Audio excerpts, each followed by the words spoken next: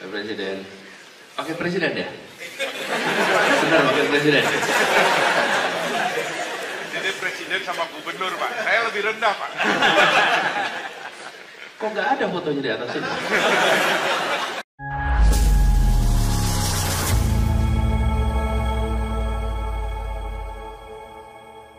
Assalamualaikum warahmatullahi wabarakatuh. Halo sahabat sekalian dimanapun Anda berada.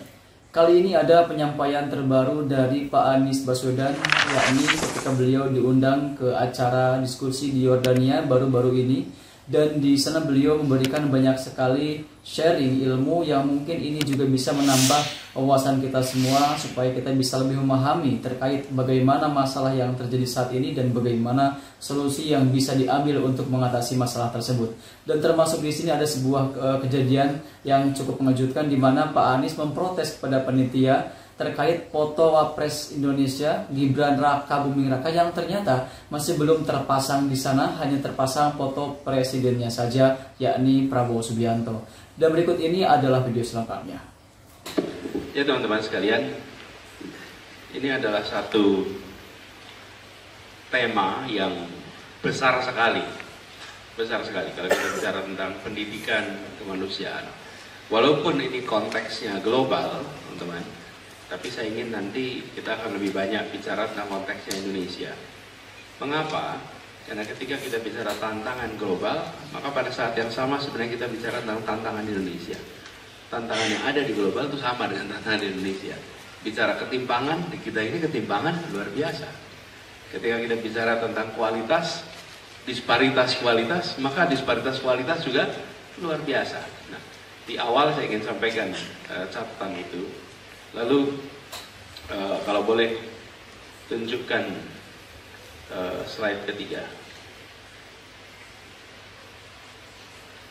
Ini teman sekalian. Bisa kelihatan ya?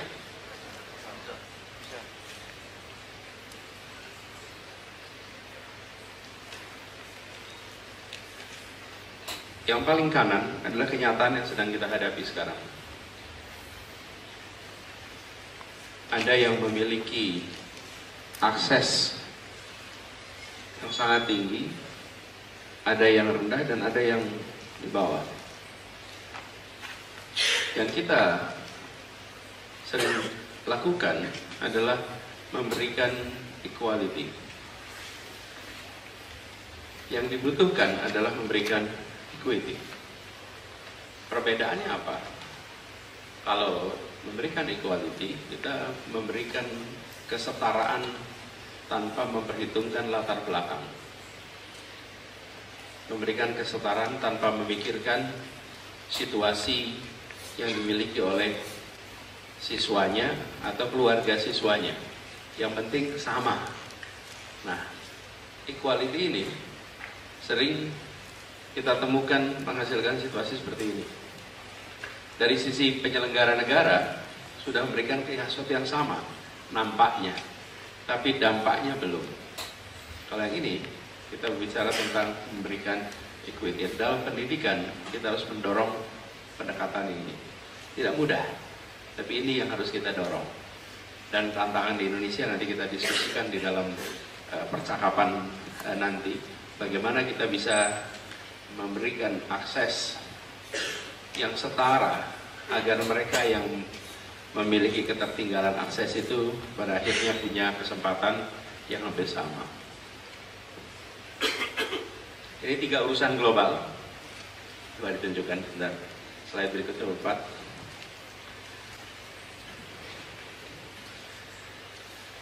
Global ada angka yang tidak kecil. 258 juta anak tidak bisa bersekolah. Dan kita punya krisis kemanusiaan, ada kelompok-kelompok bangsa, kami tulis di sini, Palestina, di Suriah, di Yaman yang lebih dekat dengan suasana peperangan daripada suasana persekolahan. Dan ini adalah tantangan besar yang kita hadapi saat ini.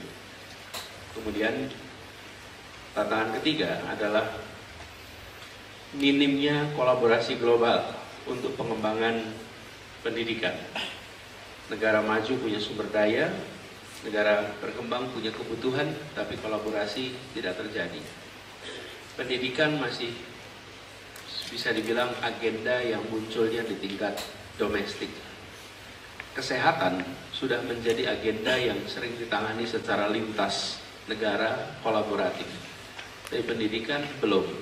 Padahal keduanya sama-sama bicara tentang human capital. Dan inilah yang sebenarnya kita perlu dorong ke depan. Lalu apa peran yang bisa dilakukan? Kami lihat ada 3. Coba slide berikutnya. Kita tahu bahwa pendidikan ini buka akses dan peluang. Teman-teman semua yang di sini, teman-teman bisa menyaksikan siapa dididik apa, menentukan siapa duduk di mana. Kalau naik mobil saja, Anda naik mobil, ada yang mengemudikan mobil itu. Yang membedakan antara yang duduk di depan sebagai pengemudi dan yang duduk di belakang sebagai yang dikemudikan semata-mata karena kesempatan pendidikan. Bukan sukunya, bukan bangsanya, bukan makanannya, tapi kesempatan pendidikan. Yang kesempatan pendidikannya lebih tinggi, kecenderungannya akan duduk di kursi belakang. Yang kesempatannya lebih rendah akan cenderung duduk di depan. Itu, dan Anda datang ke restoran, Anda datang ke yang dilayani dan yang melayani, faktornya adalah pendidikan. Jadi bagaimana itu menjadi faktor yang luar biasa. Lalu yang kedua, pendidikan ini membentuk kepemimpinan masa depan. Hari ini teman-teman dari tadi disebut sebagai agent of change. Nah, agent of change itu bukan hanya besok, tapi sekarang. Karena itu saya sering sebut teman-teman mahasiswa ini, teman-teman muda punya 2 peran. Peran kekinian dan peran masa depan. Peran kekinian sebagai anak muda, Anda responsif atas kondisi yang ada di lingkungan kita. Peran masa depan, karena Anda belia, karena itu di masa yang akan datang Anda punya peran, dan itu sebabnya harus mengembangkan kompetensi, harus mengembangkan skill, harus mengembangkan jaringan, karena kelak peran akan dimainkan di kemudian hari. Oh teman-teman sekalian, Anda sedang berada di negeri yang jauh, hitungan kilometernya dari tempat Anda lahir. Dan ini kesempatan untuk membangun kerja bersama. Saya senang sekali tadi mendengar pidato ketua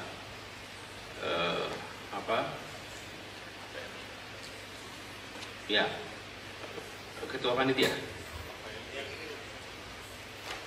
Asro, mana Asro? Wakil Presiden. Wakil Presiden. Wakil Presiden ya? Benar, Wakil Presiden.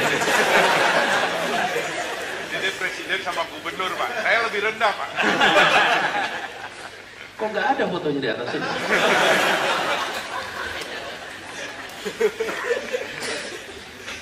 Nanti nunggu ya keputusan MK ya.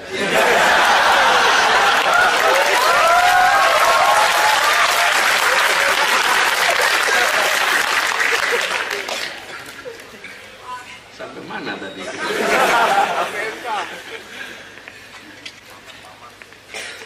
Jadi senang mendengar pidatonya. Kenapa? Karena tadi saya perhatikan dalam pidatonya menyebutkan tentang solusi untuk tantangan bangsa. Saya senang sekali mendengar itu. Kenapa? Karena banyak di antara kita ketika belajar ke negeri yang jauh, berpikirnya pulang mau menerapkan ilmu. Kita sedang tidak butuh orang-orang pulang menerapkan ilmu. Kita lagi butuh orang-orang pulang menyelesaikan masalah di Indonesia. Beda tidak itu? Beda. Beda sekali. Kalau pulang menerapkan ilmu, ya dia nggak terlalu pusing itu di Indonesia jadi solusi apa tidak. Karena ilmunya mau diterapkan. Yang dibutuhkan adalah masalah di Indonesia perlu diselesaikan dengan ilmu yang Anda dapatkan. Kalau dalam bahasa Inggris ada istilah adopsi dan adapsi. Adoption sama adaption. Bedanya hanya huruf A. Kalau yang adoption, dia akan menerapkan. Kalau yang adaption, dia akan menyesuaikan apa yang menjadi kebutuhan. Nah, kita butuhnya yang memberikan solusi. Karena itu saya suka pidato-pidato yang tadi, karena itu relevan dengan kebutuhan yang ada di Indonesia. Boleh tepuk tangan.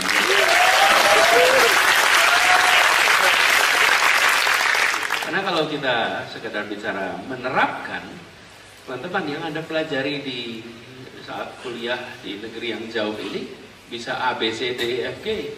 Ketika Anda kembali ke Indonesia, Anda ketemu dengan persoalan-persoalan yang perlu kombinasi A, B tambah Z yang Anda nggak pelajarin di sini. Nah, A, B tambah G yang nggak ada di sini. Jadi inilah teman-teman semua kenapa penting sekali. Ya, dari apa yang disampaikan oleh Pak Anies Baswedan tadi, ini semoga ada manfaatnya buat kita semua, khususnya buat kalian yang melihat video kali ini. Dan seperti biasa, jangan lupa like, share, dan subscribe channel ini supaya tidak ketinggalan update terbaru yang saya update di channel saya Imran Prasetyo Official. Wassalamualaikum warahmatullahi wabarakatuh.